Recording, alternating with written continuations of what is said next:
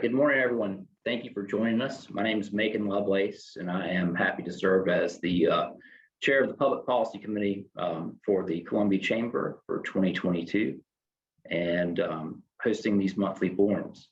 I'd like to welcome our two distinguished guests today, Chief Holbrook and Sheriff Lott, to cover a lot of the important issues facing our city and county and overall Midlands community. The safety of our community is always first and foremost a topic that's been in the good news recently. We wanted to highlight the concerns of the community by bringing in our top leaders of police and sheriff's department. Chief Holbrook and Sheriff Lott have a strong working relationship, and it shows that they work to educate the citizens on our ways they can help curb crime and enforce laws that we have in place to ensure public safety. Both are well acknowledged as leaders in the field of law enforcement, together have over 70 years working in a variety of positions to protect people and property. Each have numerous awards and honors in their proactive policing practices and are invited to share their innovative approaches across the United States. We can't tell you how much we appreciate having you today. And Susan at the Chamber just let me know that we have over 100 registered people joining us via Zoom today. So thank you everyone for joining us. And this shows you how critical a topic this is to the greater Columbia area. We'll have a list of questions for everyone and let our two panelists respond. And then at the very end, we're going to save some time for questions for everyone joining us via Zoom. If you would like to ask a question, please put them in the chat box and we will pose them to our speakers. Also, this session is recorded and will be on our chamber website and Facebook accounts this afternoon. So without further ado, we're going to go ahead and get started. And I guess I'm going to alternate. I'm going to ask same question to both of you, but let you alternate. I'll go with Sheriff Lott starting first, and then skip over to Chief Holbrook. So if everybody's ready, we'll get started. What is the biggest challenge you see in the city and county right now overall as you work in day-to-day moving forward in this new calendar year? Kids and guns, young people with guns who have no conscience, no respect for life, and are doing multiple shootings. So the biggest problem we have is we're having shootings daily. And it tends to be young people 14 to 28 are the victims, and they're also the shooters. And we're seeing repeat shooters. It's the same people over and over and over. I think we live now in a culture where it's catch and release. We catch them, they get released, and they go right back out and do the same thing again. So that's the biggest problem I see right now. And I think that's not just in Columbia and Richland County, that's nationwide. It's a different attitude by our young people and getting their hands on guns. Chief Holbrook, same question to you. Yes, sir. Good morning. I think what you'll find throughout this morning is our responses are going to be identical. We share the exact same challenges and threats, and our prolific offenders, our criminals, they do not recognize or understand jurisdictional lines. So we have to collaborate and work together and strategize together, and we have very similar mindsets. I completely agree. Violent gun crime is our number one issue. It's a systemic issue that it goes well beyond law enforcement and just putting people in jail. Our challenge is keeping people in jail right now. Great. And I guess this rolls into the second question, and I don't want to have you repeat the same answer. So outside of, youth violence and that percentage in that age range that you spoke about, you both had press conferences talking about crime numbers. What are some of the largest percentages of these crimes being committed, and how are y'all working or trying to proactively try to solve this within your power? And I'll let you start off, Chief Holbrook. Well, interestingly, last year, for example, let me first say that I think what we've experienced the last 18 months, I think city and county, we've done well in kind of holding the line flat, where we've seen similar jurisdictions throughout the country have seen historic spikes in many categories. Interestingly, our overall crime was down last year about 6%, but our violent crime, and especially our non-fatal hits, were up, 35, almost 40%.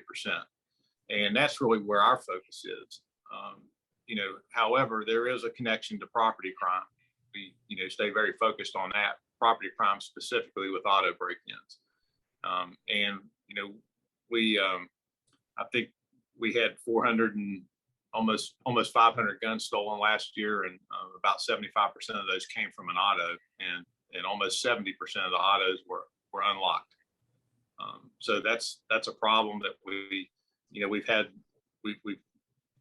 spoke with the chamber in the past, and that was the same thing that we mentioned in prior meetings, and we continue to talk about that in all of our community meetings. We've got to get people to lock their cars and secure their weapons so they don't fall into the hands of these young people that are making horrible emotional decisions over silly beefs and indiscriminately just firing weapons, and we see the results of that.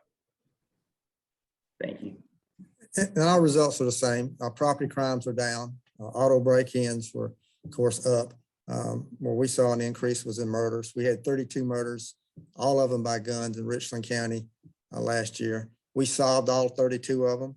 So solving these murders aren't the issue, it's preventing. Just give you an example, just in January, just this 1 month, we've had 198 shots fired. That's in 43 different shooting incidents. So we have a shooting incident every single day. We've had 31 people hit. 31 people's been shot just in this month. So that's one a day. We've had one murder, and we solved that one too. But again, I don't want to scare those who are on this call thinking that it's the wild, wild west up here. If you're not involved in drugs or gangs, you're not going to get shot. The odds of you getting shot is not going to be, it's very slim. What we're seeing is this gang shootings, this drug-related shootings, this people, young people posting stuff on social media and then retaliating by doing drive-by shootings in somebody's house or shooting up a car. So it's not, them riding down Main Street and just shooting somebody walking down the street. They're targets. They know who they're shooting at when they shoot. And so those are the ones that we need to focus on. From a historical perspective for our viewers out there, if you're looking back at, say, 2015-16 and the crime statistics you just gave, a number of shootings, how do we put that in comparison? I know that you don't have a point of reference right in front of you, but just something that the overall group could understand of where we've gone in the last 5 to 6 years. 32 hasn't been the highest. Last year, I think we had 20. So it increased. We've had it as low as 12 and 15. And it kind of skyrockets up and then comes back down. And this year maybe even less. So it's really no pattern to it. But what disturbs Chief Holbrook and I right now is just the amount of young people that are involved in it and just their total disregard for life. And our court systems are not holding anybody accountable. It's where nobody stays in jail.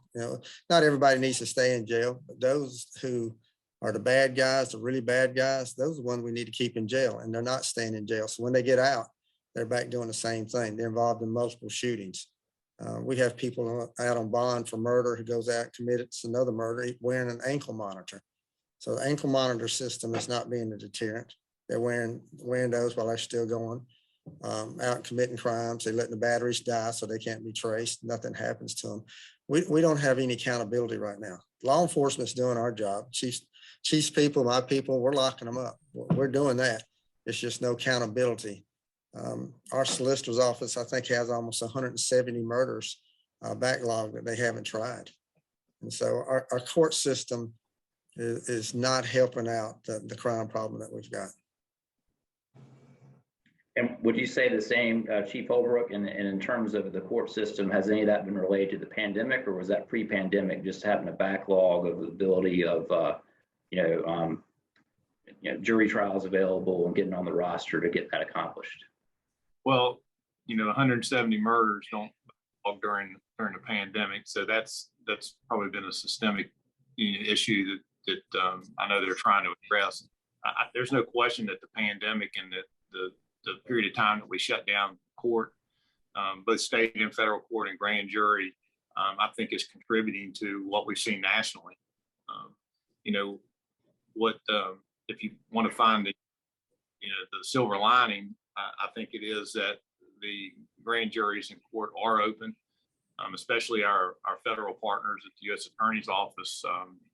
We've got significant cases prepared, sitting on their desk for prosecution. These are what we call prolific offenders that have immediate community impact, and the reason that is an avenue that we really focus on is, once they are arrested, almost all the time they're detained because they're a danger to the community. So that's an immediate community impact arrest for us. So I think as we've got a very comprehensive approach to our violent crime issue with the city and the county. And again, collaboration, leveraging technology, very laser focused on our trigger pullers. We've got a special assistant United States attorney that's now embedded in the U.S. Attorney's Office that is exclusively prosecuting violent crime and here in Columbia and Richland. So we think that's going to move cases through even further. So I think with the court back open, the focus on these cases, and us continuing to focose on these prolific offenders, I think we're going to start seeing some difference. Again, we've held the line pretty well, but hopefully we'll start seeing a downward trajectory. Great. Second question is relative to your team members. You both have large group of employees, number of officers on staff. I guess the two-part question is, how are you maintaining morale, in this high crime, high percentage, violent crime scenario world we're living in now? And also, how are you trying to, compete with the need for national, police forces and communities all competing to fill vacancies? Just I guess start with the morale of your current employees and how you're trying to attract and recruit people to come and join your respective teams. Sheriff Lott, if you want to start with that. We're very fortunate. We're not having problems attracting good people to come and work here. I think nationally, if you look at the narrative that's being written as nobody wants to be a cop, that's not true. We see young people and older people that's changing careers come in every single day and apply here and go through the academy and end up being on the street. So, I think you got to establish a good working conditions, good support, good equipment, good training, and let them know that you back them up. And that's what we've tried to do. And I think that's one thing that Chief Holbrook and I both had is stability. We've both been here quite some time, so our people know that we're going to be here. So when you have stability in your leadership, that makes it attractive when someone is looking to where they want to come to work. We use Fort Jackson. We had a lot of people off of Fort Jackson. We get a lot of people from our colleges and universities. We have people that want to be cops. They want to make a difference. So you can't compare us to Portland and Chicago and cities like that where nobody wants to work with the cops and be a cop. It's different here. I tell people every day, we're different. Our community supports us. Community loves the cops here. The city cops, the Richland County deputies. We see that every day when people are dropping food off or dropping notes off and stuff. So the community supports us, and that goes a long ways in just establishing the morale. If the community doesn't support their law enforcement, then nobody wants to go to work there. So we don't see that. It's different here. Chief Holbrook? Yeah, I think we do a very good job recruiting, police officers, and it's a different type of police officer today with these younger officers. Our challenge has been retention. We've had a large number of people that were on staff here that were retirement eligible, and they have since retired, and we've had some young officers, especially after our civil unrest period, just decided this wasn't what they had envisioned in a career. So that has been our challenge. The impact that I think the environment today has had on us is, it's I think we have to acknowledge that our officers are physically and mentally fatigued. I can see it in their faces. We ask so much from them, and oftentimes they're just literally going from call to call, and it does take a toll. There's no question about it. We have a very fast tempo operational posture here, with the number of calls for service that we receive, and on top of the investigative demand. So it is high pressure, but I could not be more proud of our staff.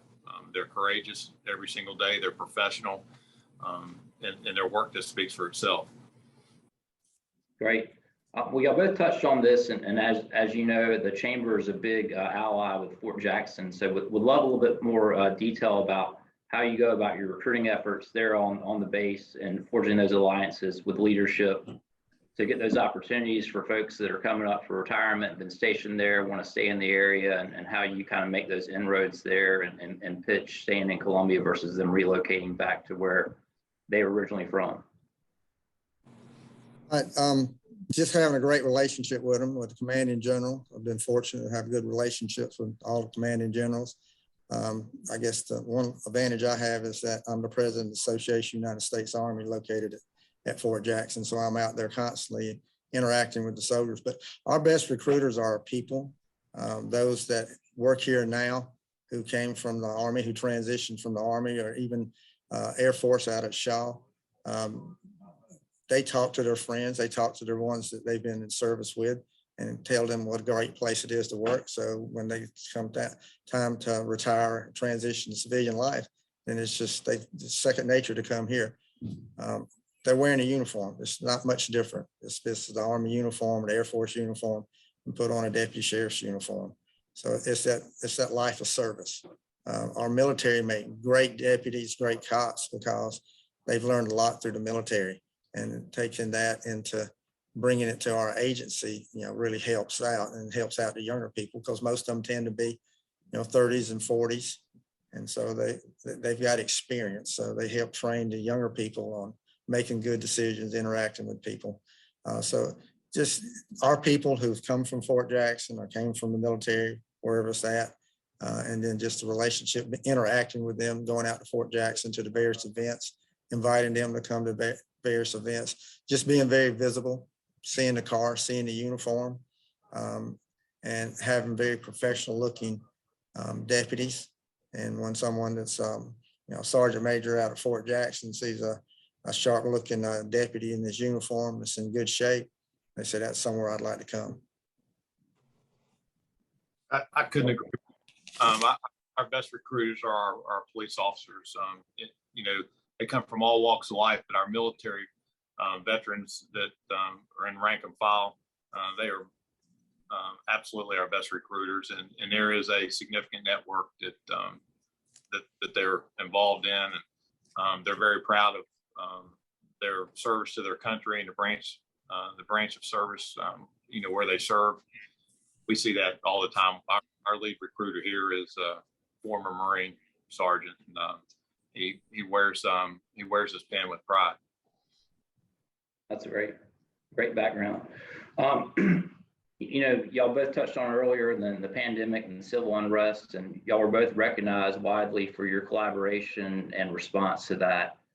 What can you tell us about the two of y'all's relationships behind the scenes, and some things you've collaborated on in the past that the general public wouldn't have been aware of and wasn't widely reported, that y'all are both equally proud of? We're friends. We're friends. We both got daughters the exact same age, both athletes. And so we not only professional colleagues, but we're friends. Chief Holbrook and I both played baseball in college. We have so much in common. We're both Narts at one time. So it goes beyond just this uniform that we wear. It goes on that we have a great friendship. And that started from day one. and I know I'm stepping on your toes, Chief Holbrook, a little bit, but from day one that Chief Holbrook came in, he reached out to me and we developed a great relationship. One of the very first things we did was form a gang task force, and it's still in effect. It's been in effect since Chief Holbrook came. And so we work together. We talk every day. We may not talk in person, but we text or talk every single day. And when you look back to the riot that we had in Columbia, you saw both of us standing there shoulder to shoulder together, taking the rocks and taking the bottles and leading our people to make sure the city didn't burn. So when you have a friendship like that, then when something does happen in crisis, then you're able to work together. I think we've been through two major crises.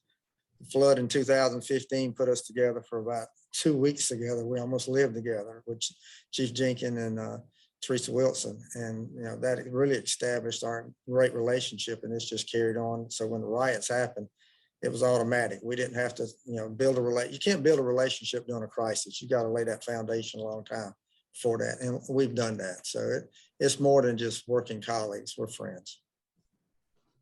Thank you. Chief? Well, one more thing. Plus, we're very competitive and I always beat him in everything. So, I mean, he's always trying, blood drive and everything like that. So we are competitive. That goes back to our ball playing days, but, he's trying. And I always appreciate how humble the sheriff is when it comes to competition. But, we are friends. I appreciate what the sheriff said. I came from just a background in policing where partnerships and collaboration was important. That's why it was so important to me, not to dwell on the past, but look to the future. And I knew how critical my relationship was going to be with the sheriff. A sheriff that I often describe as, a larger than life sheriff that is an institution in the Midlands and throughout the state. And of course, this past year recognized nationally as the Sheriff of the Year. I know what my lane is and where I need to stay. And, he's been nothing but supportive of everything that I've done. And it's really, truly been a great working relationship.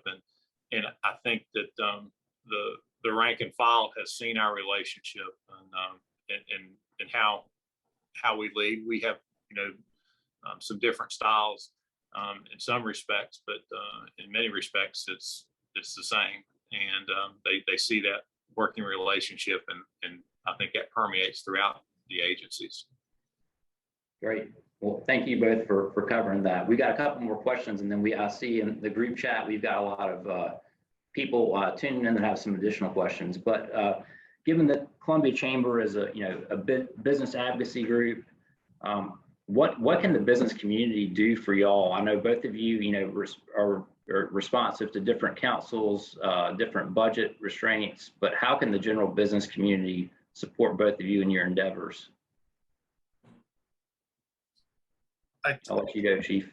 Yeah, I think one thing is very important as we move forward and again, continue to embrace and leverage our technology. I think there's some tremendous opportunities in front of us to have greater connectivity and accessibility to video, whether it's facility video or internal video. The quicker we can acquire video footage of an incident or a person and push that out,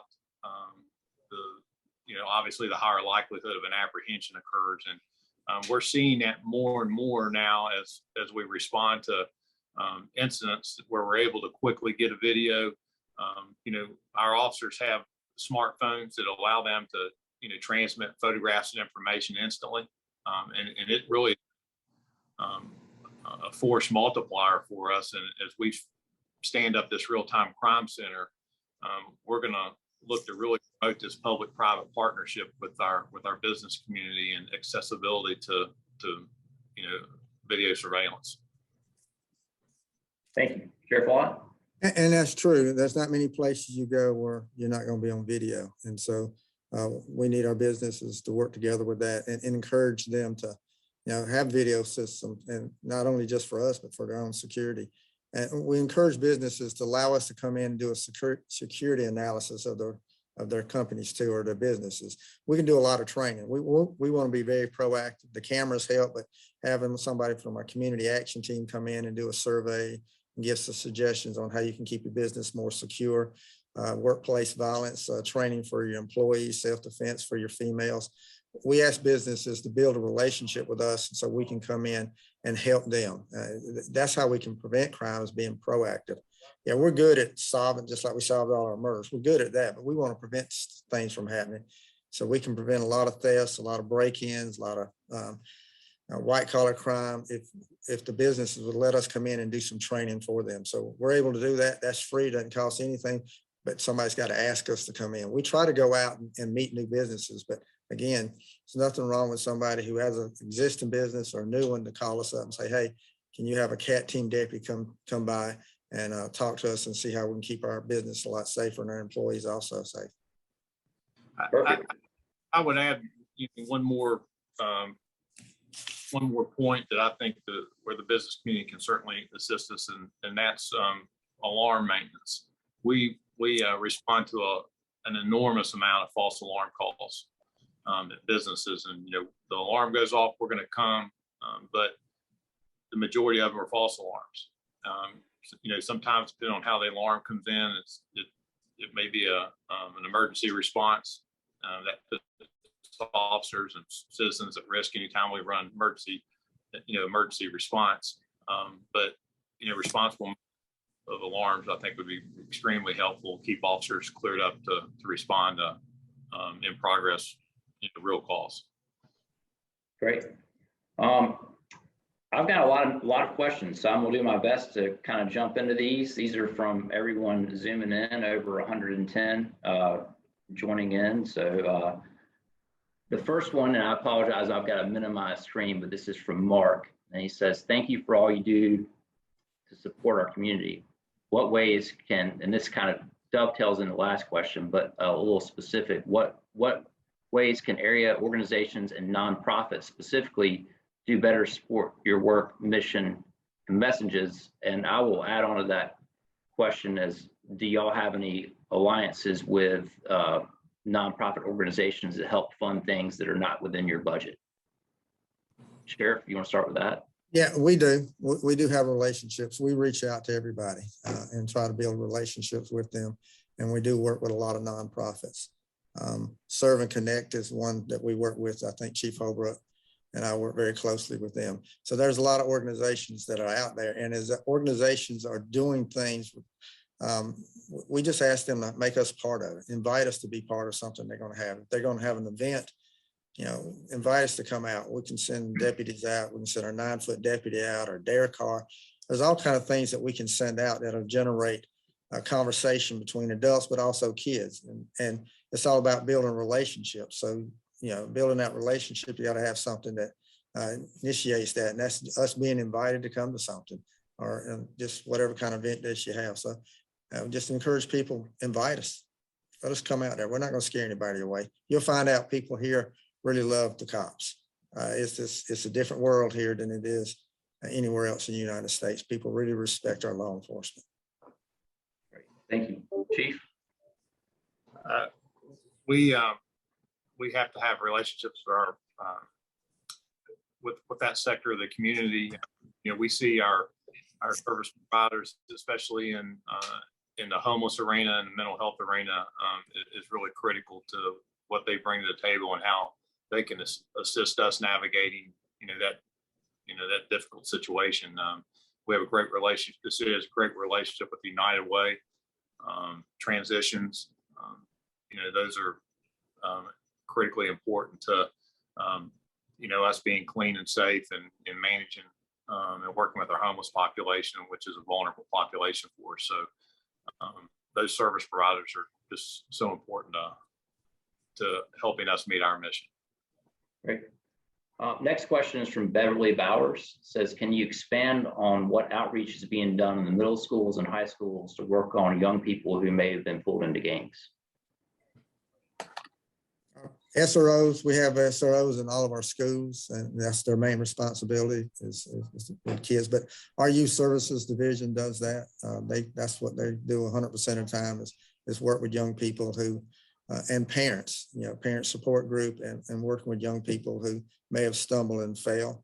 Our youth arbitration program is one of the best programs I think we've got, because everybody makes a mistake. Everybody's going to stumble and fall at some point. Unfortunately, in the past, young people is held out against them forever. And going through our youth arbitration program to hold them accountable, but also gives them an opportunity to be successful where the charges don't get filed against them. Together we have our gang task force that goes out and does presentations. We work with kids. So we're reaching out to young people every single day when it comes to the gangs. We don't have the gang problem that we had back in early 2000 when the community didn't think we had gangs or didn't want to admit that we had gangs.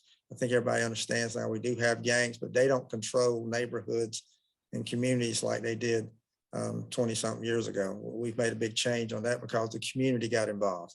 That's what the key is, having the community involved. Our churches, our schools, civic organizations, elected officials, everybody's got to be working together. Yeah, I think our pros are so critical. They, they're embedded in the schools. All of them have been in their specific schools for a long time. They're very well known. They interact with the students. They have personal relationships.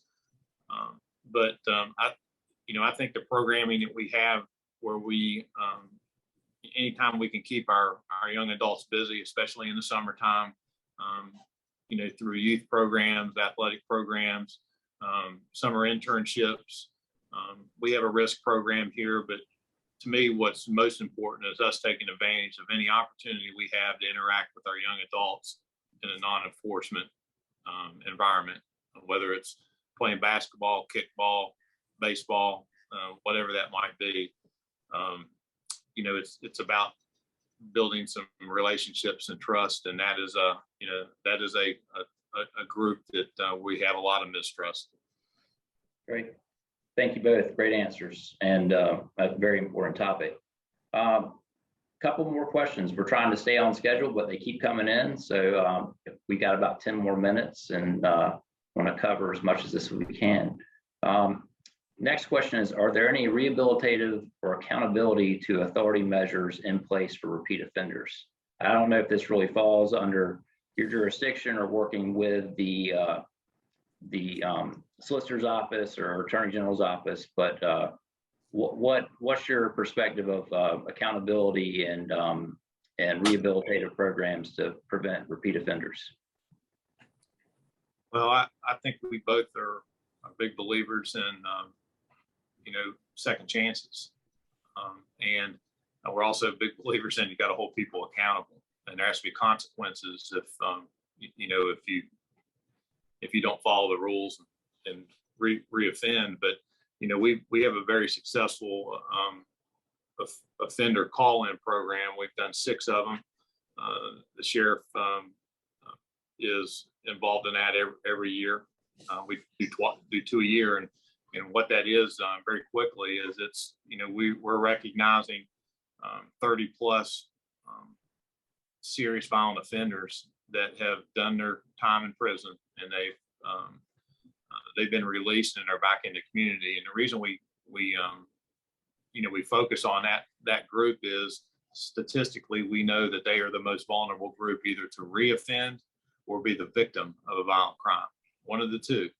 And inevitably, somebody that's in our selected crowd has, unfortunately been on the receiving end of gunfire, or they have perpetrated a crime. We have an example that we can point out every single year, but as we've done these call-ins, they hear a very strong message from law enforcement that we know who they are. We've identified them. And if they commit a crime, we get a commitment from the U.S. Attorney and Solicitor's Office that they're charged to the full extent of the law and go back to jail.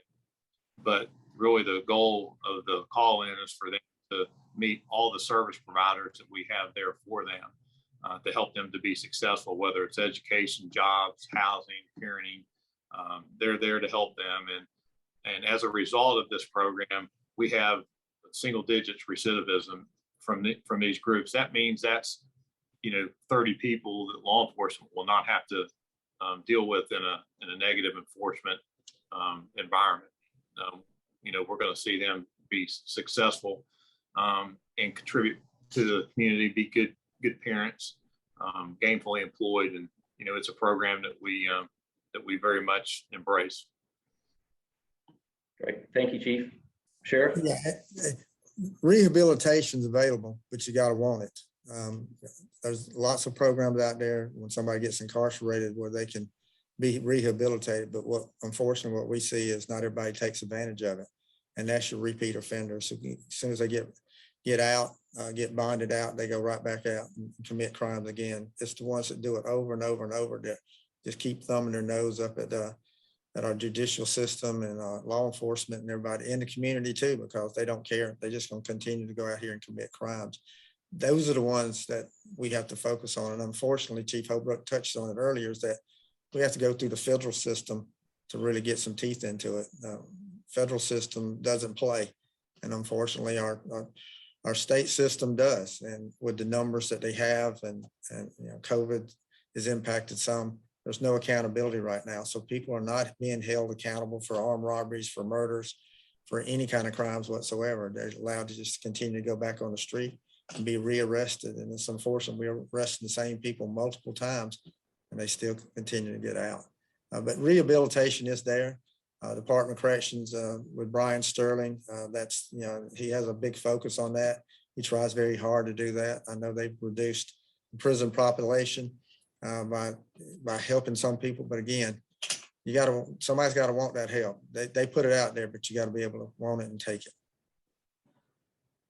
Great. Thank you both. And going back to one of the earlier questions out there, I understand there are a lot of nonprofits that actually help with rehabilitation and trying to place those previous offenders in a positive environment and steering them towards a stable life and good work environment. So the more that we can support those initiatives, the better, and help y'all as well.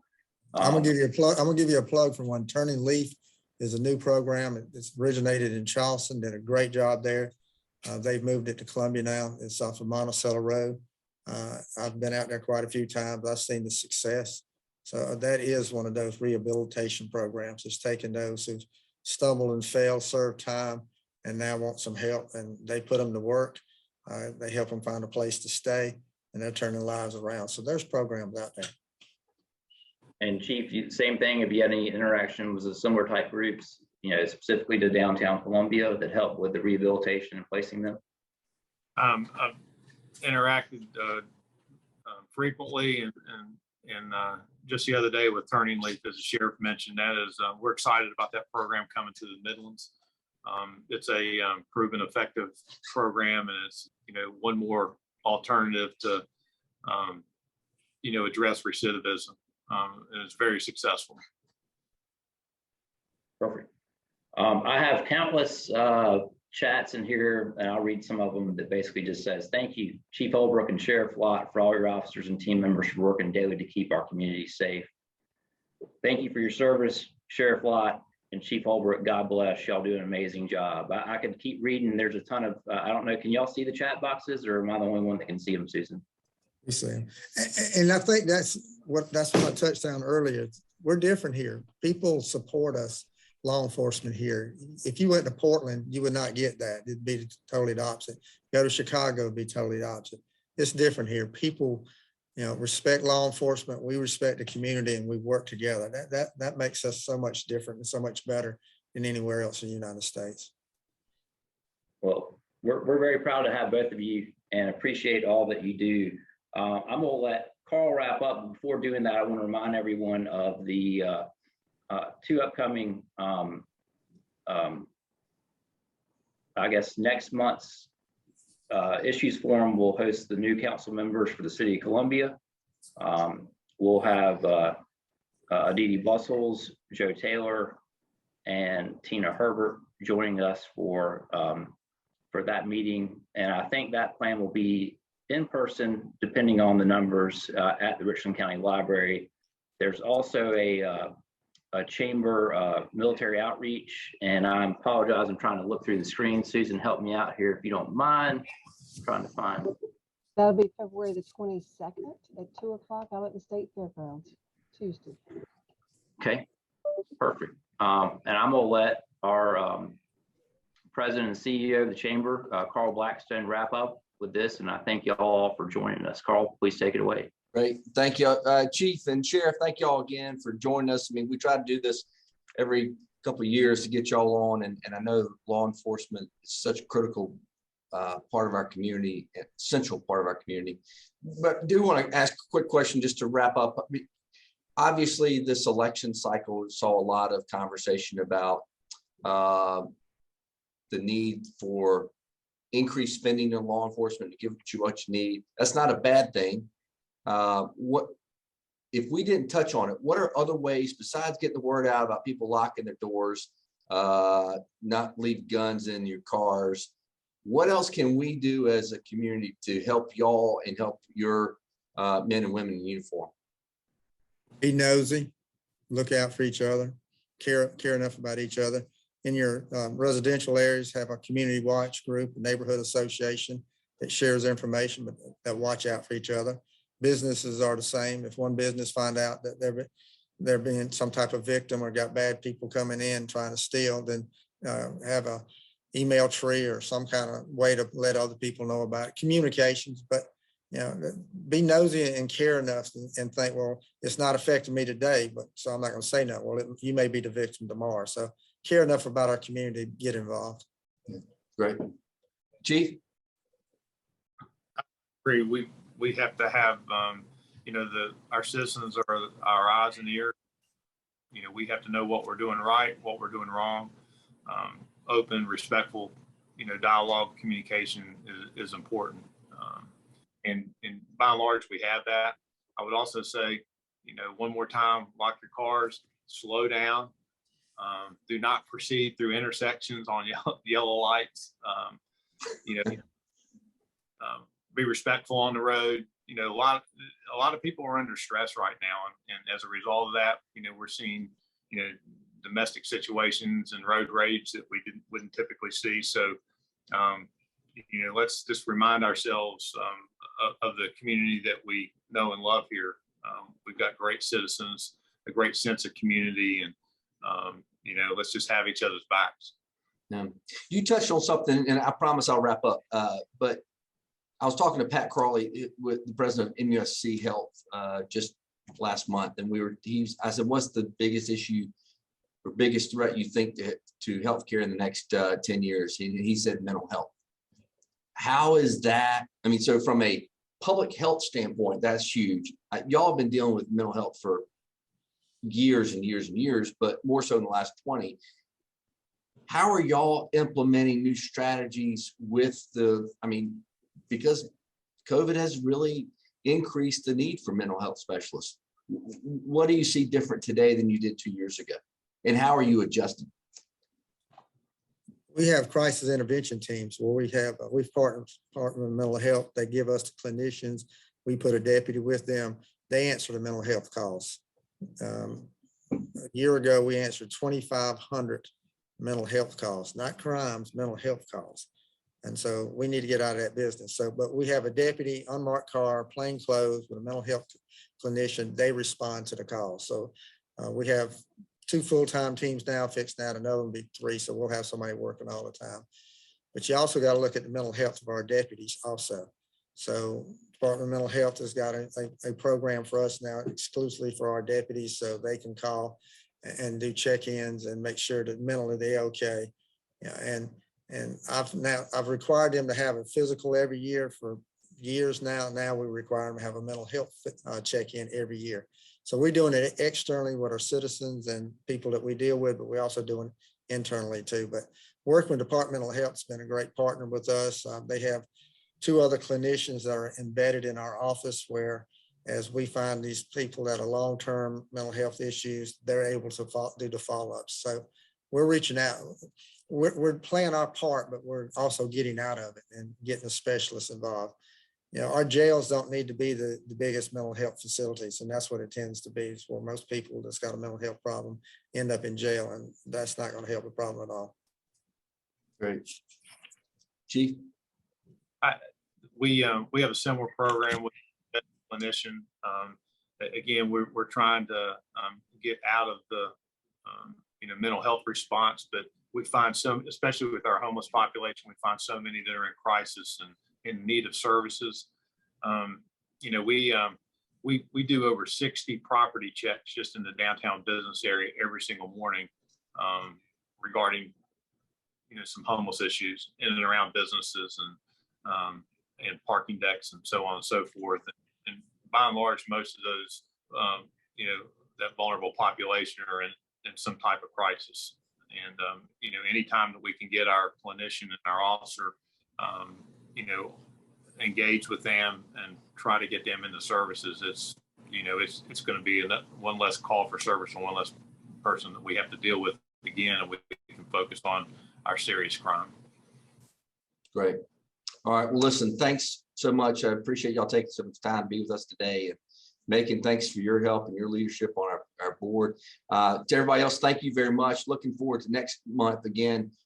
3 new members of City Council will join us. And I know law enforcement crime is going to be a topic there as well. So I appreciate everything y'all do. Let us know if we can help in any way. To everybody else, listen, y'all have a great rest of the day, and we'll see you back here for issues next month. Thank you very much. Thank you. Guys.